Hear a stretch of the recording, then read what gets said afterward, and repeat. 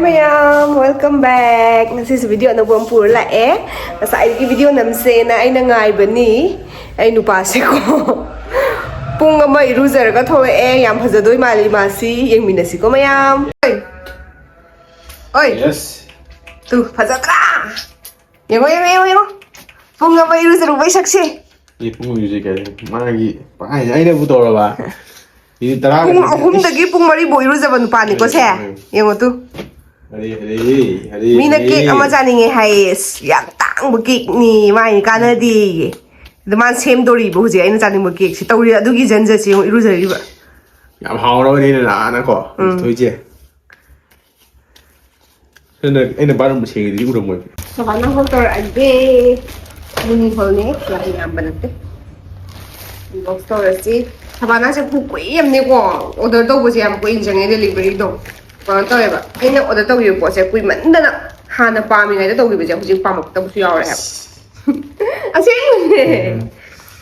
사바나 또래 사바나지 거 아이 너무 이제 원나 여더리 흥미도 거 give amadi feeling of vocal ni one Ai đi. 사바나 또래 Ai no order to yu ko se kui man da nai pa mak ta ha ba.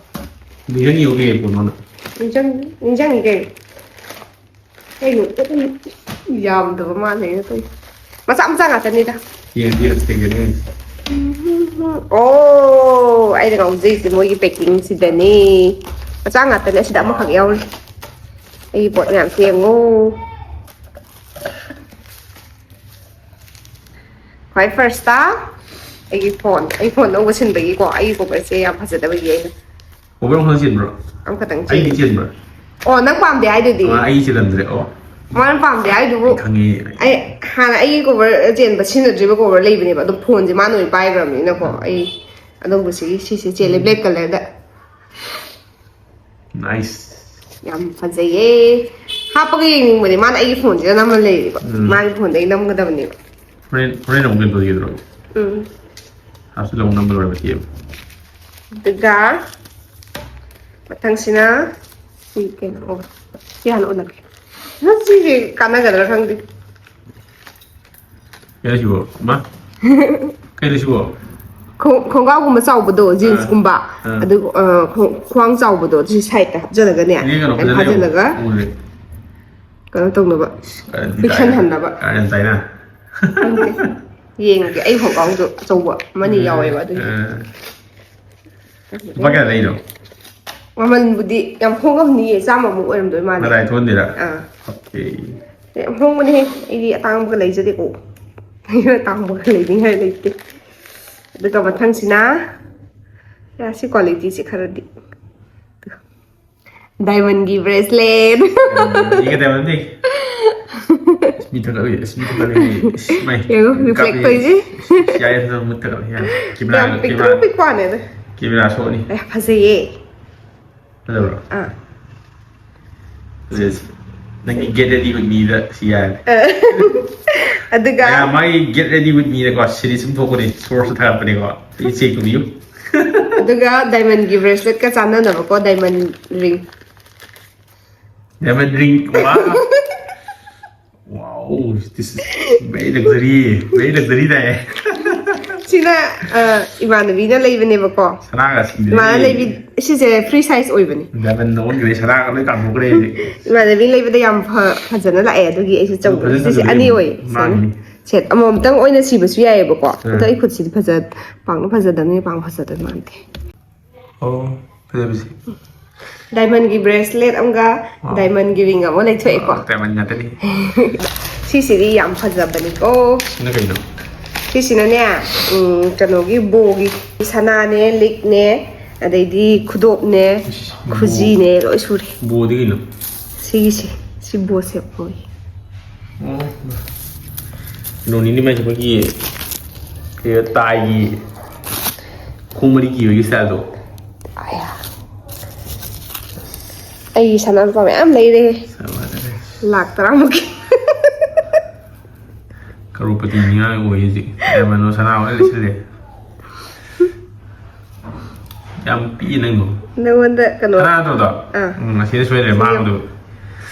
ꯃꯌꯥꯝ ꯑꯩ ꯍꯥꯏꯔꯛꯀꯦꯀꯣ ꯃꯥꯒꯤ ꯁꯤꯈ꯭ꯔꯅꯤꯀꯣ ꯁꯅꯥ ꯍꯥꯏꯕꯗ ꯍꯧꯖꯤꯛ sir ꯆꯠꯈ꯭ꯔꯦ ꯈꯜꯂꯁꯦꯀꯣ ꯍꯜꯂꯛꯄꯗ ꯂꯧꯊꯣꯛꯑ ꯊꯝꯃꯅꯤꯕ ꯑꯗꯨ ꯊꯝꯐꯝꯁꯤꯅ ꯒ꯭ꯌꯥꯟ ꯃꯦꯟ ꯇꯥꯔꯔꯣꯏ ꯑꯗꯨꯒ ꯃꯥꯡꯈ꯭ꯔꯅꯤ ꯑꯗꯨꯗꯤ ꯁꯤꯔꯔꯣꯏ ꯎꯔꯛꯀꯦꯁꯦ ꯅꯪ ꯀꯥꯇꯨꯀꯥꯟꯅ ꯉꯥꯡ ꯂꯩꯒꯅꯤ ꯉꯥꯡ ꯂꯩꯅꯨ ꯁꯤꯗ ꯂꯩꯔꯦꯀꯣ ꯌꯥꯝ ꯍꯣꯡꯕꯅꯤ ꯁꯤꯁꯦ 145 ꯃꯥꯜꯂꯦ ꯑꯩꯅ ꯈꯟꯕꯗ ꯏꯃꯥ ꯍꯥꯏꯗꯣꯛꯀꯅꯨ ꯃꯤ ꯁꯅꯥꯅꯦ ꯍꯥꯏ ꯃꯥꯜꯂꯣꯏ ꯍꯥꯏꯕ ꯁꯤꯗ ꯂꯤꯛ ꯂꯩꯔꯦꯕꯀꯣ ꯑꯗꯨꯒ ꯁꯤꯗ ꯁꯤꯅ ꯁꯅꯥꯗꯀꯣ ꯑꯗꯨꯒ ꯁꯤꯅ ꯈꯨꯗꯣꯞ ꯑꯣꯏꯗꯣꯏꯕ ꯑꯗꯨꯒ ꯁꯤꯅ ꯕ꯭ꯔꯦꯁꯂꯦꯠ ꯁꯅꯥꯄ ꯃꯌꯥꯝ ꯂꯩꯁꯟꯕꯅꯦ ꯀꯣ ꯈꯨꯗꯣꯞꯁꯤꯗ ꯁꯤꯔ ꯌꯦꯡꯒꯦ ꯂꯣꯏ ꯐ꯭ꯔꯤ ꯁꯥꯏꯖꯅꯤ ꯑꯗꯨꯅ ꯑꯗꯨꯝ ꯌꯥꯏ खर कोमे दो खितंग चिंग ꯑꯩꯒꯤ ꯆꯤꯡꯖꯟꯅ ꯈꯔ ꯌꯥꯔꯣꯏ ꯈꯨꯠ ꯄꯤꯛꯃꯟ ꯐꯖꯩ ꯌꯥꯝꯅ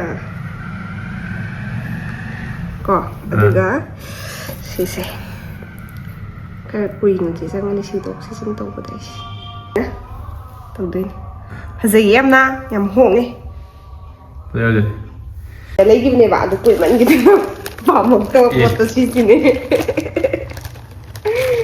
ꯀꯩꯅꯣ ꯇꯣꯠ ꯕꯦꯛ ꯃꯥꯏ ꯕꯦꯒꯁꯤꯅꯦ ꯑꯗꯨꯝ ꯆꯦꯟꯕꯤꯅꯦ ꯃꯥꯏ ꯑꯩ ꯕꯦꯛ ꯌꯥꯝ ꯄꯥꯝꯃꯦ ꯃꯩꯁꯦ ꯂꯣꯏꯕ ꯅꯥꯏꯗꯦ ꯗ꯭ꯌꯨꯇꯤꯗ ꯄꯨꯅꯒꯦ ꯇꯧꯕꯅꯦꯕꯀꯣ ꯑꯩ ꯕꯦꯛ ꯑꯆꯧꯕꯗꯣ ꯑꯝꯇ ꯂꯩꯇ꯭ꯔꯦꯕ ꯗ꯭ꯌꯨꯇꯤꯗ ꯄꯨꯅꯅꯕ ꯑꯗꯨꯒꯤ ꯃꯔꯤꯁꯦ ꯌꯥꯝ ꯁꯥꯡꯉꯛꯇꯦꯅ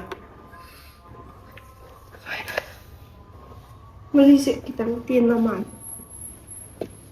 ꯁꯤꯁꯦ ꯑꯗꯣ ꯑꯩꯅ ꯂꯩꯕ ꯃꯇꯝꯗ ꯌꯥꯝ ꯄꯥꯝꯈꯤꯕꯅꯤ ꯍꯧꯖꯤꯛ ꯌꯥꯝ ꯀꯟꯅ ꯄꯥꯝꯗ꯭ꯔꯦ ꯕꯠ ꯁ꯭ꯇꯤꯜ ꯍꯟꯗꯣꯛꯑꯔꯣꯏ ꯍꯟꯗꯣꯛꯄ ꯇꯜꯂꯦ ꯑꯗꯨꯝ ꯑꯗꯨꯗꯤ ꯅꯪ ꯍꯌꯦꯡ ꯂꯩꯗ꯭ꯔꯤꯉꯩꯗꯅꯦ ꯎꯝ ꯄꯣꯠꯁꯦ ꯄꯥꯝꯃꯦꯅ ꯁꯤ ꯄꯣꯠꯁꯦ ꯄꯥꯝꯃꯤꯅꯦ ꯍꯥꯏꯔꯒ ꯈꯜꯂ ꯊꯝꯃꯦꯅ ꯑꯗꯨꯒ ꯅꯨꯃꯤꯠ ꯈꯔꯅꯤ ꯌꯦꯡꯁꯤ ꯍꯞꯇꯥ ꯑꯃꯃꯨꯛ ꯂꯩꯔꯒꯅꯦ ꯍꯞꯇꯥ ꯑꯃꯨꯛ ꯊꯝꯃꯦꯗꯅ ꯑꯗꯨ ꯍꯞꯇꯥꯗꯨꯗ ꯑꯃꯨꯛ ꯁ꯭ꯇꯤꯜ ꯄꯥꯝꯃꯤ ꯌꯦꯡꯉꯦꯅ ꯑꯗꯨꯗ ꯄꯥꯝꯗ꯭ꯔꯗꯤ ꯂꯩꯗꯕ ꯌꯥꯕ꯭ꯔꯥ ꯑꯗꯣ ꯌꯥꯗꯦ ꯃꯅꯤꯄꯨꯔꯗ ꯗꯦꯂꯤꯚꯔꯤ ꯇꯧꯕ꯭ꯔꯥꯅ ꯍꯪꯉꯛꯑꯦ ꯁꯕꯥꯅꯥꯁꯦ ꯇꯧꯗꯕ ꯃꯥꯜꯂꯦ ꯃꯔꯛ ꯑꯃꯨꯛ ꯇꯧꯔꯝꯃꯕꯅꯦ ꯑꯗꯨꯕꯨ ꯍꯧꯖꯤꯛ ꯑꯃꯨꯛ ꯇꯧꯗ꯭ꯔꯦ ꯍꯥꯏꯌꯦꯕꯀꯣ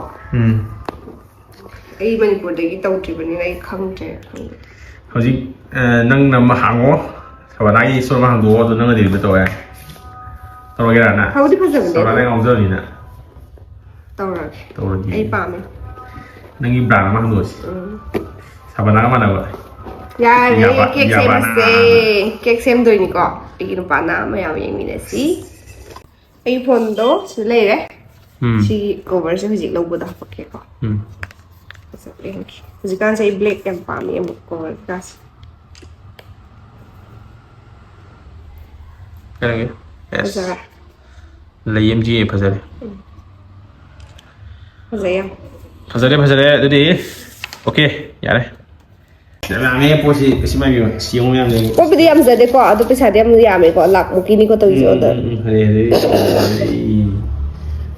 ꯐꯖꯩ ꯁꯤ ꯌꯥꯝ ꯐꯖꯩ ꯑꯣꯀꯦ ꯑꯗꯨꯗꯤ ꯅꯪꯒꯤ ꯁꯕꯥꯅꯥ ꯍꯣꯜꯁꯤ ꯃꯇꯥꯡꯁꯤꯗ ꯂꯣꯏꯁꯤꯜꯂꯁꯤꯔꯥ ꯀꯦꯛꯀꯤ ꯍꯧꯔꯁꯤꯔꯥ ꯑꯣꯀꯦ ꯍꯧꯖꯤꯛ ꯃꯌꯥꯝ ꯍꯣꯜ ꯂꯣꯏꯈ꯭ꯔꯕꯅꯤꯅ ꯀꯨꯀꯤꯡꯒꯤ ꯄꯥꯔꯠ ꯂꯥꯛꯑꯁꯤ ꯑꯩꯅ ꯕꯤꯁꯦ ꯀꯦꯛ ꯆꯥꯅꯤꯡꯒꯦ ꯍꯥꯏ ꯀꯦꯛ ꯆꯥꯒꯦ ꯍꯥꯏ ꯂꯩ ꯉꯁꯥꯏ ꯅꯤꯡꯉꯥꯏ ꯇꯧ ꯂꯩꯔꯦꯕꯀꯣ ꯑꯗꯣ ꯃꯥꯅ ꯆꯥꯅꯤꯡ ꯀꯦꯛꯁꯤ ꯑꯇꯥꯡꯕ ꯀꯦꯛꯅꯦꯕ ꯑꯗꯣ ꯑꯩꯅ ꯐꯣꯔꯒꯦꯠ ꯏꯠ ꯍꯥꯏꯔꯦ ꯃꯉꯣꯟꯗ ꯑꯩ ꯁꯦꯝꯒꯦ ꯑꯩ ꯀꯦꯛ ꯁꯦꯝꯕ ꯍꯩꯀꯣ ꯃꯉꯣꯟꯗ ꯎꯠꯇꯣꯏꯅꯤ ꯑꯩꯅ ꯆꯥꯅꯤꯡꯕ ꯀꯦꯛꯇꯣ ꯍꯥꯏꯔꯝꯃꯨ ꯅꯪ ꯆꯥꯅꯤꯡꯕ ꯀꯦꯛ ꯆꯤꯁ ꯀꯦꯛ ꯅꯠꯇ꯭ꯔꯣ Japanese Japanese fluffy cake Japanese fluffy cake ꯍꯥꯏꯌꯦꯀꯣ ꯑꯩꯈꯣꯏ ꯀꯦꯛ ꯗꯟ ꯂꯥꯎꯕ ꯑꯗꯨꯅ ꯍꯧꯖꯤꯛ ꯑꯩꯅ ꯀꯩꯅꯣꯁꯦ ꯀꯦꯛ ꯁꯦꯝꯅꯕꯒꯤ ꯃꯆꯜꯁꯦ ꯁꯤꯗ ꯄꯨꯊꯣꯛ ꯊꯝꯃꯦ ꯍꯥꯏꯐꯦꯠ ꯌꯦꯡꯂꯣ sini yogurt đây này quả yogurt Hiểu không lộ cái thờ đó yogurt vanilla yogurt vanilla vanilla yogurt ở đây sini sini je hoi lấy đi tôi chú cái tăng ai quả đi được phân được đi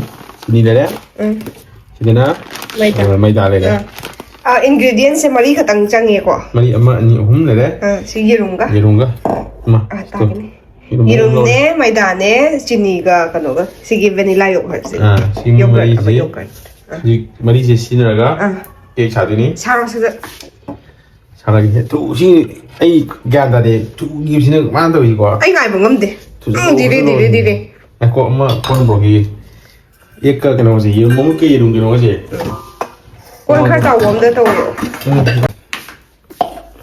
nhà mình tôi đi xe एक white का एक yolk का separation तो नहीं इधर ये हो ये yolk किसी तरह नहीं होता तो हाँ ना 하나 너 다들 세퍼레이트 tꯧꯕꯅ ꯂꯥꯏꯔꯣꯏꯗ꯭ꯔꯣ? ꯂꯥꯏꯔꯣꯏ. Oh. Kai. Good boy. Yes. Yes. Kari tare. Is by Yes, day? if you have one, you come to the man. Nangal the nigger. Yeah. Yes, sir. Yes. Negre.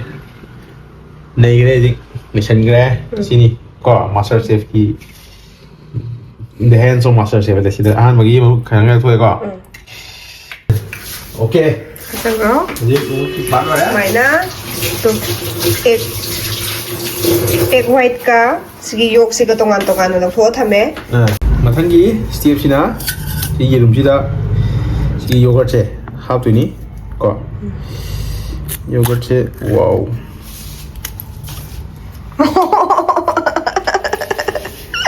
Masa satu leg to 헤이 다 거나 먹으러네 itu ni jangan namjali siapa sih tamu Kau di unfilter. Oh iya mau aja naruh kamar liang begini. alright itu aja hafal lagi Selalu. lima hao nih bisa kapi dong sih kok tak mau nih Kita bawa sih empat taste oke. Yogurt vanilla gitu saja kok. isi deh si ya nih Lagi karena hak pi. Si. Hai naruh spoon. ya ya Nusi bilang itu bisa nih Kayak apa?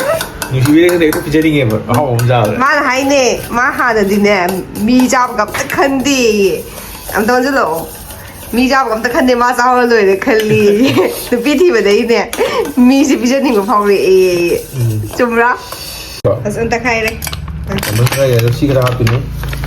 Ikan lagi ya? asal, Itu mana? Ini. oh scoop tu, lang thok deh ini tu, Ini mau tukar apa? loi lang deh, Mana hanya itu? mana hai, kan di sini tahu, sini scoop ya awal, share lagi, sini mana? Yang mana? Ayi puni itu mesti sih saya deh pakai. Ayi kalau orang ini, ayi buku puni ni. Sedikit saya main kamera, saya lagi. Lihat.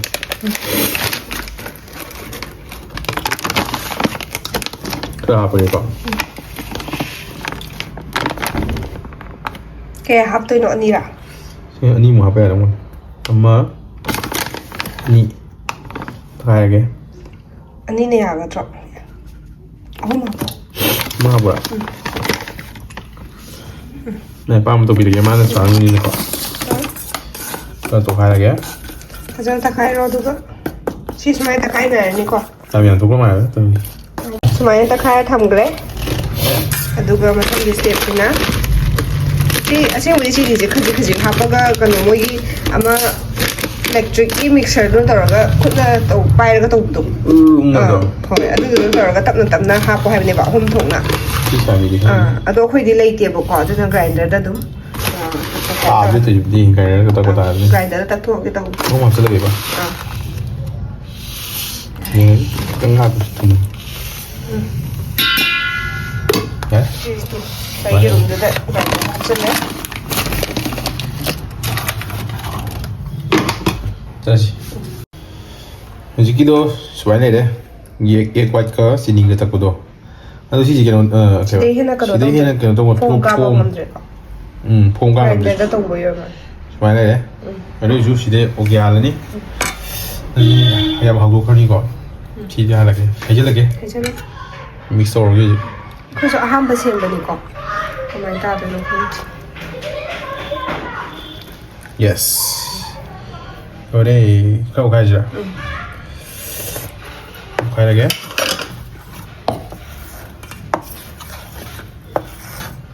Kiki mana nilai? Yes.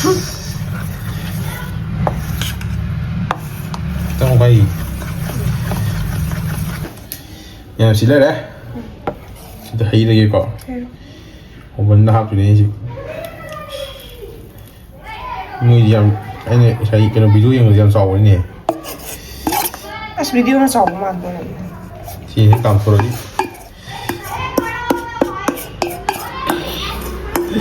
ꯄꯥꯊꯣꯛꯈꯤꯗꯦꯕꯀꯣ ꯌꯥꯝ ꯌꯥꯝꯃꯦ ꯄꯥꯊꯣꯛꯑꯦ ꯑꯗꯨꯅ ꯇ꯭ꯔꯦꯁꯤꯗ ꯃꯥ ꯏꯁꯤꯡ ꯍꯥꯞꯄꯦꯀꯣ ꯑꯗꯨꯒ ꯏꯁꯤꯡ ꯍꯥꯞꯄꯒ ꯊꯝꯃꯅꯤ ꯑꯗꯨꯒ ꯑꯣꯚꯟꯗ ꯄꯨꯡ ꯑꯃꯒꯨꯝꯕ ꯌꯥꯏꯗꯣꯏꯕꯀꯣ ꯃꯣꯏꯗꯤ 300 ꯗꯤꯒ꯭ꯔꯤ ꯊꯝꯃꯣ ꯍꯥꯏꯌꯦ ꯑꯩꯈꯣꯏꯗꯤ ꯑꯩꯈꯣꯏ ꯑꯣꯚꯟꯗꯤ 250 ꯃꯨꯛꯇꯪ ꯌꯥꯎꯋꯦꯀꯣ ꯌꯦꯡꯉꯨꯁꯤ ꯑꯗꯨ ꯌꯥꯔꯔꯣꯏ 250ꯗ ꯇꯧꯔꯒ 1 hour ꯊꯝꯃꯒꯦ 1 hour maybe ngoma ꯄꯨꯊꯣꯔꯛꯑꯦ wow sai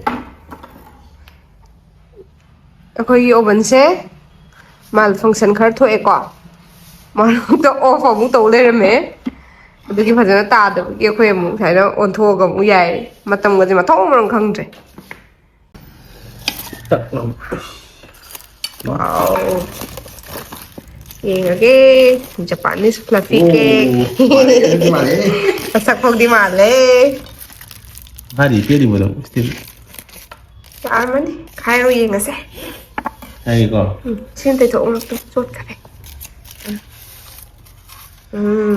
ni aja saya kata lagi ꯈꯤꯇꯪ ꯏꯪꯊꯍꯜꯂꯒꯗꯤ ꯅꯍꯥꯟꯃꯨꯛꯁꯨ ꯑꯩꯈꯣই ꯕꯅꯥꯅ ꯀꯦꯛ ꯇꯥꯕꯗ ꯇꯧꯕꯗꯣ ꯏꯪꯊꯔꯒꯅ ꯈꯔ ꯃꯥꯜꯂꯛꯄꯅꯦ Tadi yang ꯋꯥꯎ ꯇꯥꯏꯌꯦ sama deh.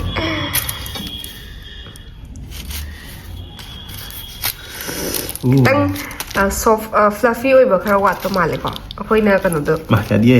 ミꯛꯁꯔꯗꯣ ꯂꯩꯇꯕꯒꯤ Kita macam yang kayak ꯁꯤ ꯂꯧꯊꯣꯛꯈ꯭ꯔꯦ udah ya. ꯋꯥ ꯅꯪ ꯇ꯭ꯔꯥꯏ ꯇꯧꯔꯣ Tengah lihat deh. Oi, macam ni kan. ꯁ꯭ꯇꯤꯛꯀꯤ ꯑꯣꯏꯅ ꯑꯣꯏꯔꯦ Si kena oil lah, hoi, nama si tu. Si ki kami si beri dah. Baking ꯄꯦꯄꯔꯗꯣ Ah, tu apa tu? Baking ꯄꯦꯄꯔꯁꯨ ꯂꯩꯇꯦꯕ ꯑꯩꯈꯣꯏꯁꯦ Tapi oi he. ꯆꯥꯔꯣ ꯆꯥꯔꯣ ꯆꯥꯔꯣ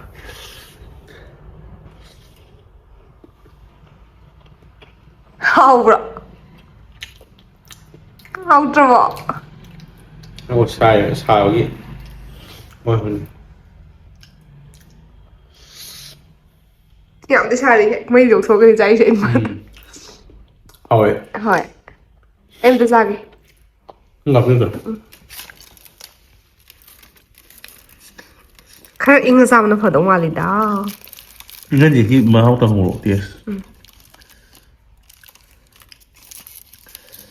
ꯌꯥꯝ ꯁꯥꯔꯤ Kamu siapa yang di mana le? Ini jadi dua ya? ꯍꯥꯎꯔꯦ ꯍꯥꯎꯔꯦ ꯑꯩ ꯅꯨꯄꯥꯅ ꯁꯦꯝꯕꯤꯔꯦꯀꯣ order ꯇꯧꯅꯗ꯭ꯔꯦ Wow. Ini lagi gak pergi udah.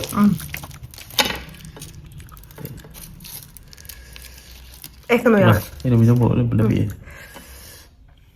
Tuh, udah. Yung. Udah. Dah. Đấy. Kek 사비그레 Already? Hello 실례세 오늘 맘 마당이 미도 동 틴나지 만만 레비모 아직이 기사가 오셔야지 Bye